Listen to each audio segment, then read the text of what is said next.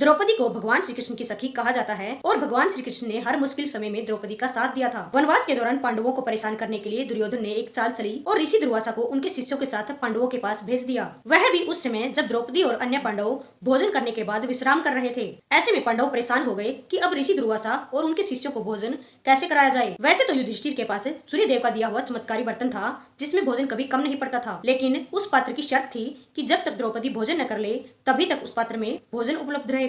लेकिन उस समय द्रौपदी भी अपना भोजन कर चुकी थी, इसलिए उस चमत्कारी बर्तन से भी भोजन का इंतजाम नहीं हो सकता था। ऐसे में द्रौपदी के याद करने पर भगवान श्री कृष्ण वहां पहुंच गए और द्रौपदी से भोजन मांगने लगे, लेकिन द्रौपदी ने कहा कि बर्तन में भोजन नहीं है, वह खाली पड़ा है। भगवान श्री कृष्ण ने द्रौपदी से वह बर्तन मंगाया और देखा कि उसमें एक चावल का दाना पड़ा है। श्री कृष्ण भगवान ने वह चावल का दाना अपने मुंह में डालकर कहा कि संसार के सभी यज्ञ भोक्ता परमेश्वर तृप्त हो जाएं। उस समय ऋषि दुर्वासा अपने शिष्यों के साथ गंगा तट पर स्नान कर रहे थे। तभी उन्हें महसूस हुआ कि उनका पेट भरा हुआ है और खाने की इच्छा नहीं है। ऐसे में ऋषि दुर्वासा को लगा कि भरे पेट से भोजन कैसे करेंगे, इसलिए वह पांडवों को बिना कुछ बोले ही अपने शिष्यों के साथ वहां से चले गए।